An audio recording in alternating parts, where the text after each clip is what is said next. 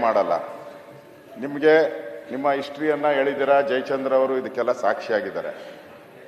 ಪಕ್ಕದಲ್ಲಿ ನಾವು ಇದ್ದೀರಿ, ಎಲ್ಲ ನಾವು ನೋಡಿದ್ದೀರಿ ಹಿಂದೆ ಏನೇನಾಯ್ತು ಎಲ್ಲ. ನಿಮ್ಗೆ ಟಿಕೆಟ್ ತಪ್ಪಿದಾಗ ಮೊದಲನೇ ಬಾರಿ ಎಲ್ಲ ಹೇಳಿದ್ದೀರ. ಈಗ ಮತ್ತೆ ಎಸ್.ಎಂ. ಕೃಷ್ಣ ಅವ್ರ ಬಗ್ಗೆನೂ ಮಾತಾಡಿದ್ದೀರಾ.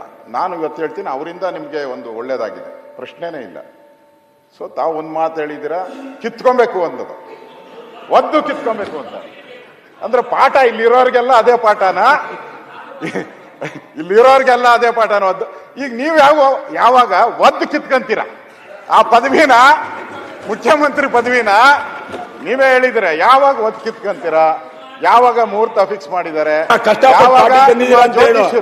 ನಿಮ್ಮ ಜ್ಯೋತಿಷ್ಯರು ನಿಮಗೆ ಒದ್ದು ಕಿತ್ಕೊಬೇಕು ಅಂತ ಹೇಳಿದ್ದಾರೆ. ನನಗಿರೋ ಪ್ರಕಾರ, ನನಗೂ ನೀವೆಲ್ಲಿ ಹೋಗ್ತೀರಾ ನನಗೂ ಗೊತ್ತಿದೆ, ನೀವೆಲ್ಲಿ ಹೋಗ್ತೀರಾ ಅದು ಗೊತ್ತಿದೆ ನನಗೆ ಅವ್ರು ಹೇಳಿದ್ರು. ನನಗೆ ಇವ್ರಿಗೆ ಯಾರು ಇಲ್ಲಲ್ಲ, ಹೌದು, ಇವ್ರು ಯಾರಿಗೆ ಹೇಳಿದ್ರು ಅವ್ರು ನನ್ಗೆ ಗೊತ್ತಿದೆ. ಅವ್ರಿಗೆ ಹೇಳಿದ್ರು, ನನಗೆ ಡಿ ಕೆ ಶಿವಕುಮಾರ್ ಅವ್ರಿಗೆ ನಾನು ಹೇಳಿದ್ದೀನಿ, ನೋಡಪ್ಪ ನೀನು ಜನವರಿ ಒಳಗಡೆ ಆದ್ರೆ ಆಗ್ತೀಯಾ, ಇಲ್ಲ ಅಂದ್ರೆ ಆಮೇಲೆ ಕಷ್ಟ ಇದೆ ಅಂತ. ಅದಕ್ಕೆ ಯಾವಾಗ ಒದ್ದು ಕಿತ್ಕೊಂತೀರಾ? ಜನವರಿ ಒಳಗಡೆ ಒದ್ದು ಕಿತ್ಕೊಂತೀರೋ. ಆಮೇಲೆ ಇವ್ರ ಗ್ರಹಗತಿ ಸರಿ ಇಲ್ಲ, ಗ್ರಹಗತಿ ಸರಿ ಇಲ್ಲ. ನಾನು ಹೇಳ್ತಾ ಇದ್ದೀನಿ, ಜನವರಿ ಒಳಗಡೆ ಅದಕ್ಕೆ ಆದಷ್ಟು ಬೇಗ ನಿಮ್ಮ ಛಲ, ಆ ರೋಷ, ವೇಷ ಎಲ್ಲ ತೋರಿಸಿ ಬೇಗ ಕಿತ್ಕೊಳ್ಳಿ. ಈಗ ಅವರು ಅಶೋಕಣ್ಣ ಈಗ ಅಲ್ಲ, ಇನ್ನು ಹೇಳ್ಬೇಕಾಯ್ತು. ಅವ್ರ ಅಧ್ಯಕ್ಷತೆಯಲ್ಲೇ ಸರ್ಕಾರ ಬಂದಿದ್ದು ಅಂತ, ಕೆಪಿಸಿಸಿ ಅಧ್ಯಕ್ಷರಾಗಿ ಸರ್ಕಾರ ಬಂದಿದ್ದು ಬಿಟ್ಬಿಟ್ರಿ. ಅಲ್ಲಿ ಏನು ಬಿಜೆಪಿನ ವೈಜೆಪಿನ ಬಿಜೆಪಿನ ಅದು ತೀರ್ಮಾನ ಮಾಡ್ಕೊಂಡ್ಬಿಡಿ. ಫಸ್ಟ್ ನಮ್ದು ಬಿಟ್ಬಿಡಿ, ನಮ್ದು ಪಾಡಿಗೆ ನಮ್ದು ನಡ್ಕೊಂಡು ಹೋಗ್ತದೆ. ನೀವಲ್ಲಿ ಒದ್ರೂ ಆಗಲ್ಲ, ಸತ್ರೂ ಆಗಲ್ಲ. ನಿಮ್ಮ ಹೈಕಮಾಂಡ್ ನಿಮ್ಮ ಮಾತು ಕೇಳೋರಲ್ಲ. ಖರ್ಗೆ ಅವರು ಇದ್ದಿದ್ದಿಲ್ಲ, ಚೆನ್ನಾಗಿ ನಡೆದಿತ್ತು. ಅಷ್ಟೇ.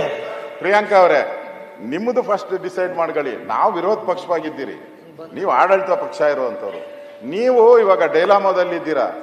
ಈಗ ಡಿ ಕೆ ಶಿವಕುಮಾರ್ ಕಡೆ ಹೋಗ್ತಿರೋ ಇಲ್ಲ ಸಿದ್ದರಾಮಯ್ಯನವ್ರ ಕಡೆ ಇರ್ತಾರೋ, ನೀವು ತೀರ್ಮಾನ ಮಾಡ್ಕೊಳ್ಳಿ. ನೀವು ತೀರ್ಮಾನ ಮಾಡ್ಕೊಳ್ಳಿ. ಅಥವಾ ನಿಮ್ ತಂದೆಯವ್ರನ್ನೇನ ಪೋಸ್ಟ್ ಮಾಡ್ತೀರಾ ಇಲ್ಲಿಗೆ, ಅದನ್ನು ನೋಡಿ. ಯಾಕಂದ್ರೆ ಇಬ್ಬರು ಜಗಳ ಮೂರನೇ ಲಾಭ ಅನ್ನೋ ತರ ಆಗ್ಬಾರ್ದು. ಹಿಂದೆ ಬೊಮ್ಮಾಯಿಯವರು ದೇವೇಗೌಡರು ಕಿತ್ತಾಡಿದಾಗ ಹಾಗೆ ರಾಮಕೃಷ್ಣ ಹೆಗಡೆ ಅವ್ರು ಬಂದ್ರು, ಹಂಗೇನ ನಾವು ಹುಟ್ಟತ್ತು. ಹುಷಾರಾಗಿರಿ ಶಿವಕುಮಾರ್ ಅವರೇ, ಹುಷಾರಾಗಿರಿ ದಯವಿಟ್ಟು. ಇಬ್ಬರ ಜಗಳ ಮೂರನೇವರಿಗೆ ಲಾಭ. ಬೊಮ್ಮಾಯಿಯವ್ರ ವಿಚಾರ ಬಂದಾಗ, ಜಯೇಶ್ ಪಟೇಲ್ ವಿಚಾರ ಬಂದಾಗ, ರಾಮಕೃಷ್ಣ ಹೆಗಡೆ ಹೆಂಗ್ ಬಂದ್ರು ಹಂಗಾಗ್ಬೋದು. ಹುಷಾರಾಗಿರಿ. ಆಮೇಲೆ ಈ ಪ್ರಿಯಾಂಕಾ ಖರ್ಗೆ ಅವ್ರನ್ನ ನಂಬ್ಕೊಂಡ್ರೆ ನಿಮ್ ಗೋವಿಂದ ಮಾಡ್ಬಿಡ್ತಾರೆ. ಹುಷಾರಾಗಿರಿ. ಕೂತ್ಕೊಳ್ಳಿ ಪ್ಲೀಸ್, ಆಮೇಲೆ ಮಾತಾಡೋದು ಕೂತ್ಕೊಳ್ಳಿ.